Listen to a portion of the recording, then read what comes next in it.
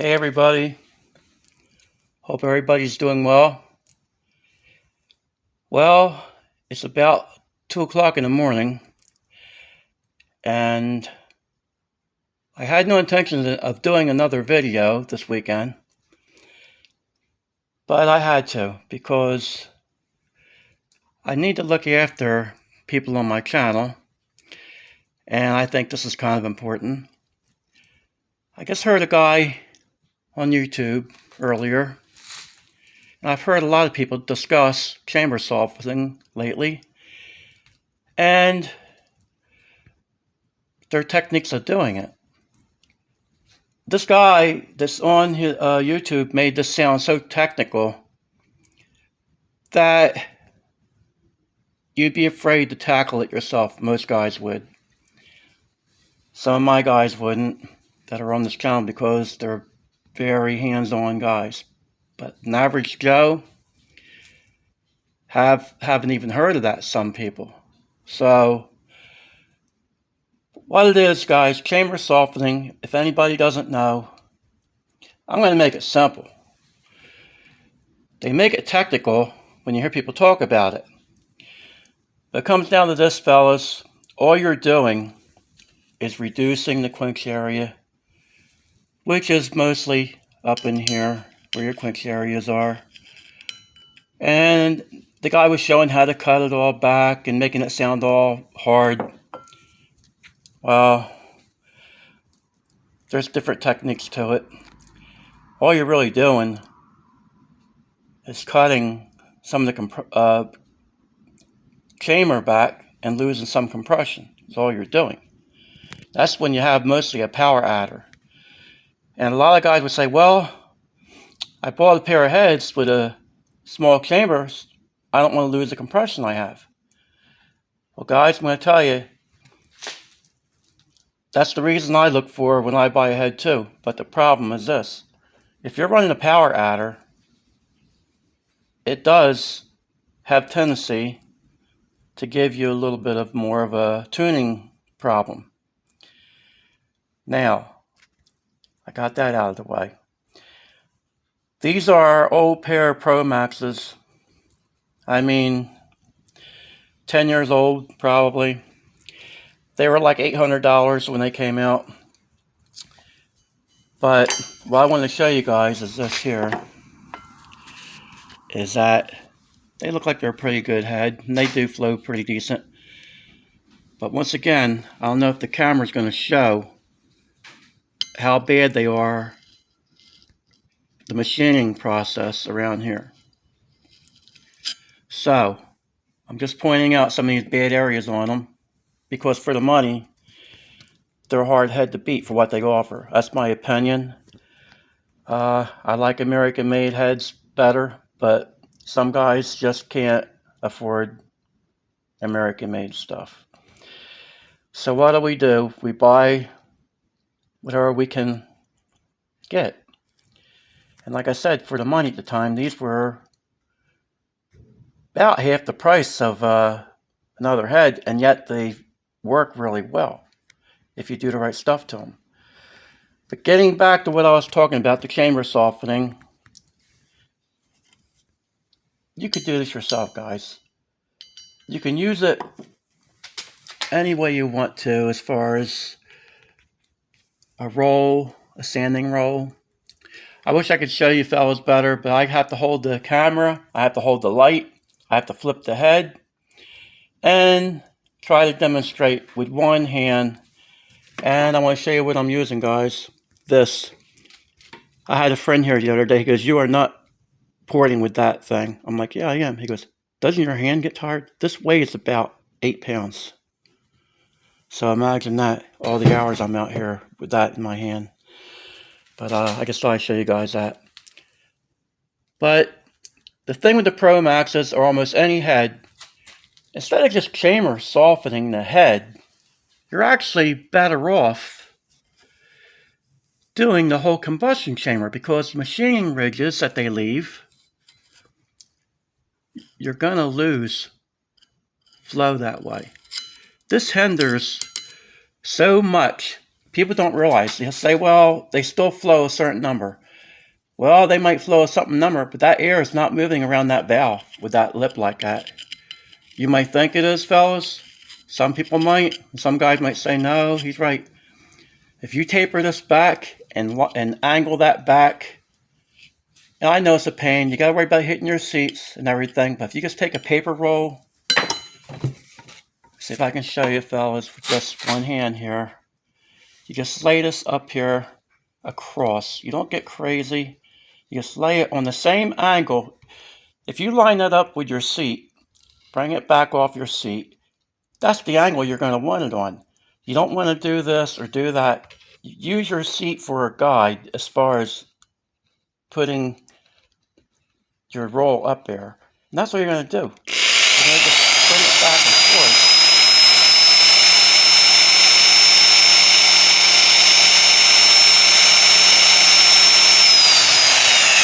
Knock that lip down. And by the time you knock that lip down, you're going to have that. About the same trick that we do when we cut the combustion chamber back on the E7s and all the things that I do. Laying this back is only going to make it nicer. You go all around, take the machining ridges out. If you do all this, fellas, you won't have to worry about softening the chamber, because what you do is you're actually going to lay these chambers back. I'll know if the camera will pick it up. Compared to this, they come straight out, and these are laid back on an angle. I laid it back this way. Same deal. All the way around. I laid the combustion chamber back, and I did put the gasket up on here so you guys can see. That's what you'd want to do if you decide to tackle this yourself. You'd want to put your gasket up there, scribe it. And guys, I like exaggerating the line so I don't go over too much. I like leaving a little bit and don't go completely to the edge. You just go up against your line. Don't go over your line, fellas, ever. It's not worth doing all that. You'll be sorry, because then you will have a head that's worse off than it was before.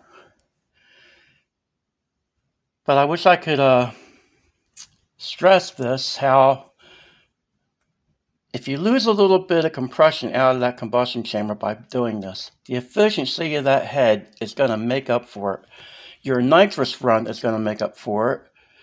Everything in general in performance is going to come around and be better. Am I telling you to do it? Do you have to go out and pull the heads off your engine? No. I'm not saying that. I'm just saying we turn the YouTube on and then we're like, oh, I didn't know I could do that. I didn't understand about the chamber softening. Now everybody's talking about that. How come they didn't talk about it when I bought my heads? How come I didn't hear about this before? Well, I'm going to tell you why. Most of it's because these guys want to make money doing it. So now they're pushing it. Anything they can squeeze out of you, they want to do it. Except for machine shops that are just looking out for your best interests. They tell you about it, and you have your heads there, and you tell them you're going to be running 300 or 400 shot or a turbo with big boost.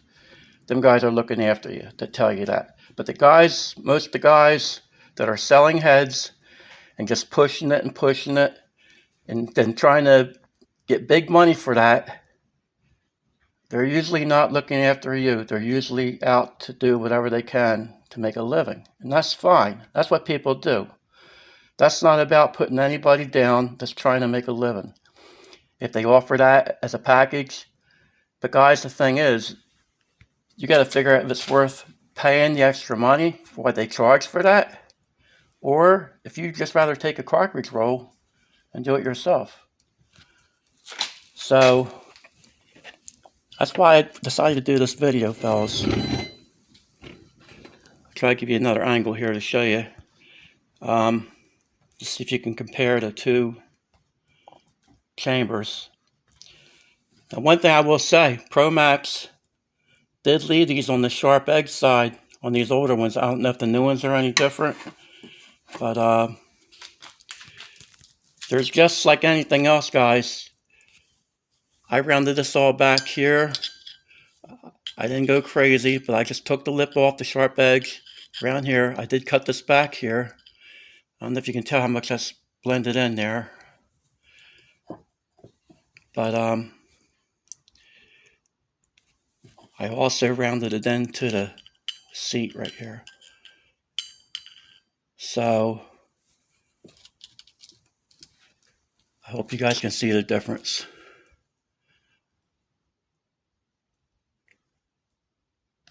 I don't know if you can see the sharp edges on it. And actually I tapered into this one a little bit too. I was doing these up a while back, and then like everything else, they never made it on the car. My son actually loaned these out. I just got them back. So I hadn't even seen these for a while. I asked where they were. He goes, oh, we loaned them to our friend. So, but I wanted to show you guys that I left these intentionally a little dirty here. I started to clean them up a little bit. I was like, well, that would show up on camera better if I show you the rigs right there. And that's how much that air has to come out on the exhaust. And then it just has all this big ridge here. And like I said, fellas, all these edges here, even though this is rounded back a little bit where I hit it, this was sharper than that. That's all detonation. All of it. Any place there's a sharp edge, any place there's something that sticks up, it doesn't have to be a lot, fellas. It don't have to be something that sticks way up in the combustion chamber. All your little spots are hot spots. Anything with a sharp edge is a hot spot. And that's crucial to me. I might talk about that too much to you guys, but I'm going to tell you, they're the things that are very important to me. So, like I said, fellas, I had no choice to do this video because I don't want to see guys having their heads and then feeling like they hear something like that. And then you think, wow, I wish I could have had that done to my heads. I wish I could have just had that already done from the company or whatever. But it isn't hard to do, guys. You can take a cartridge roll like this here. Or, I know, fellas, this might sound a little bit off the wall. You can do it with this, guys. You can go right around these combustion chambers with a piece of sandpaper like this here, and you can actually do this. This one doesn't move that hard. Spraying across here, you can actually do all this like this here by hand with a piece of sandpaper.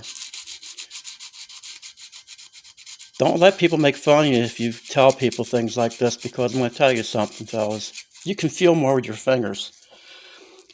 I seen Charles the other night. He grabbed a piece of emery cloth. And I'll tell you, he is 100% right. There's mine. And you can't beat getting in there with your hands, your fingers. You feel what's going on. You'll feel something with your fingers. You can actually feel something when you're doing something with a piece of paper like this here.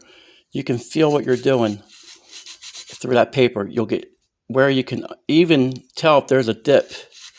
Or if you don't finish off with things like this here, guys that just do it on machine and don't finish off by hand, to me, they're leaving little spots. Especially like up in here. You take this paper here and you can contour to what you're doing.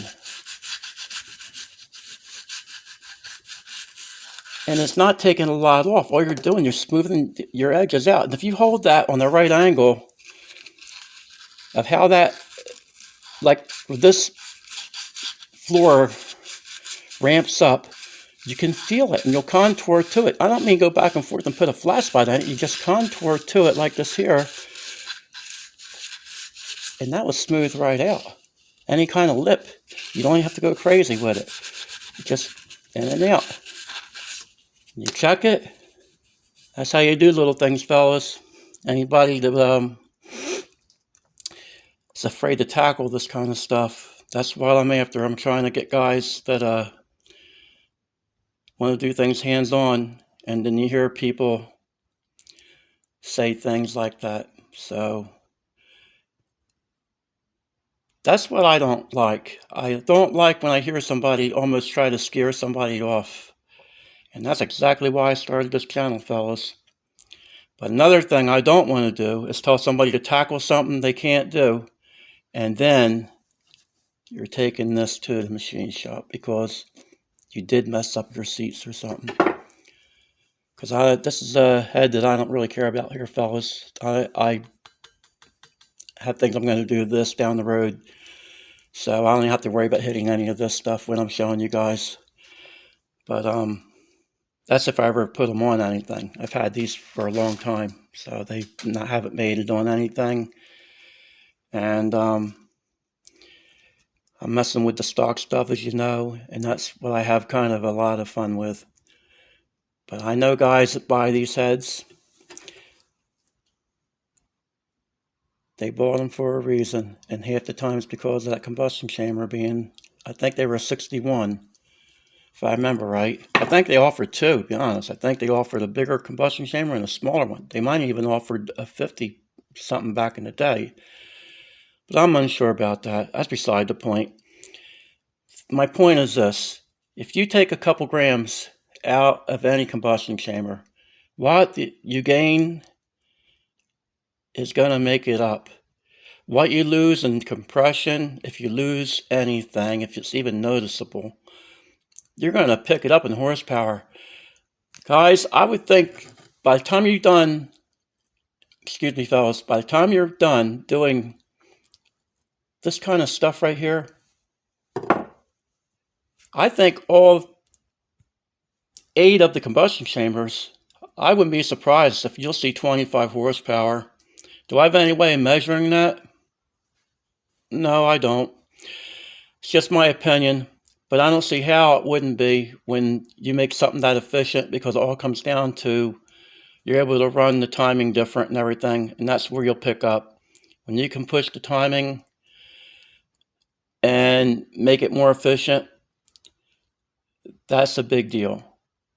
And there are things that matter, fellas. You guys know when it comes to racing, we'll squeeze every little thing we can get out of an engine. And but yet we'll buy a pair of heads and we'll leave things like that and think it's no big deal. And it's not. If your car runs the way it is right now and you never touch the heads, they're out of the box heads, and you're running the time you want to run, that's fine. So it all depends on the person. It depends on what you're happy with. And I'm just one of them guys. I hate knowing I left something on the table when I could have taken care of it. If I can't take care of it at the minute, then that's a different story. The E7s, I did have a lot left on them, I think. And that was one of them deals. That was kind of a rush. My son wanted them, and I left on the table a little bit. But who knows? If I do more to them, that might not even help. The things I did to them evidently did help the way it runs, but I'm just using them for an example, guys, because a head like this here is more efficient. So if you're going to buy a head to make horsepower, why do you want to give it up with things like this? And this is worse than it looks, guys. I don't know. This goes way in there. I wish it would show up on camera the way it really is. That is a deep groove. Let me see here.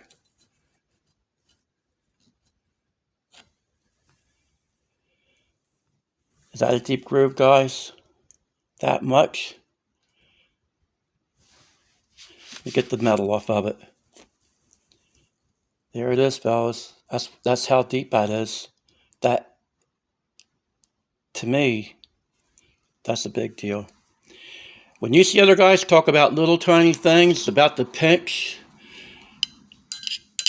around the guide and all that, to me, this is more crucial than that would be. Because the air can still move by that. This is making the air stumble and turbulent and everything else. So that's why I keep bringing this stuff up. You guys might get to see me do something beside of a combustion chamber one of these days. I'm only kidding, guys. That's because it's so crucial in here. Not many other people cover the combustion chamber. To be honest with you, Charles and David Vizart, it's the only ones I've seen make a deal about that. And that's why I put a lot of faith in them guys, because I agree with what they say, and they prove what they say. They've backed up what they say. They just don't put their opinion out there. They've done a lot of tests, and when they tell you something, you can bet that it's something they know. It's not speculation. But anyway, guys, there you go. I hope this is somewhat helpful. Like I said, I'm not expecting anybody to pull their heads off their engine that already have an engine together. I'm just saying, if you're going to pay somebody for chamber softening, instead of just getting the chamber softened, like right up in here where they would do it, most of them would be right up in the combustion chamber. They would just lay this back. And guys, if they do that, they're going to cut this back probably more to do that, to show you that it was done. They're going to lay that back more here. So you're probably going to lose more compression than you would by doing this whole combustion chamber. And that's what I almost forgot to tell you, fellas. I always lose my train of thought. And I'm glad before I ended this segment that I thought of that, because that was my main point. All the rambling I did talking to you fellas about this, I almost forgot the crucial point right there, fellas. But anyway, there you have it, guys. I'm going to let you see it one more time. And this was a fast job, guys. I actually just did this to show you fellas tonight. And this is how it would be out of the box. And another thing I wanted to bring up real quick, fellas, is this.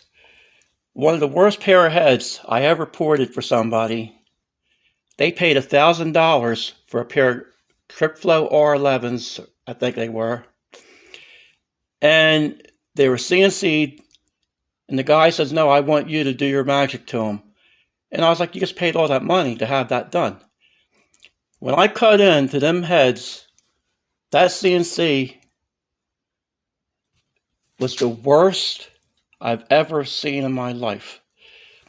Them runners were so hard to cut back on, and when I started cutting into them things were nothing but a kindergarten kid could have done better. I don't know what kind of cutter they used. I think they used something like this. I'm kidding, guys, but I'm telling you right now, that's what it looked like. That's what that ridge on this bit is what that head looked like, and I am not exaggerating. I told the guy, buy on bare next time. I said, because I won't do it. I refuse to do that. I was hours and hours and hours straightening that out. I mean, they ran very fast on the car once I got all that done, but he called me up and he was actually trying the car out, and he said, this thing's in the 9s easily. So I'm like, well, that's good. But it wasn't easily for me to do them, I'll tell you that. Just joking, fellas. But anyway, guys, once again, I appreciate all you fellas. And I want you guys to check out a couple of our new subscribers, have channels. One is Bear Rose. If you guys want to see some cool stuff, he has some neat things. He has rat rods on there. Even if you're not in the rat rods, guys, that's the coolest rat rod I've ever seen. So it's Bear Rose Garage. Now I want you guys to tune into him, and please subscribe to him. He's one of these guys we need on the channel. I really had a wonderful time watching him. and I think you guys would too. He has old school stuff. He has Y blocks on there, things you're not seeing. I thought he was messing with a FE motor. I left him a comment, and then I realized it was a Y block. So I felt real intelligent about that. But anyway, guys, I'm rambling again. But please check him out. Bear Rose Garage. And you won't be sorry you did. I promise you that, guys. He'll have something for all of us. The guy, he messes with a lot of different stuff, and he has some really cool stuff. And he's one of the most likable guys I've seen on the internet, to be honest with you. All right, fellas. Have a good night and take care.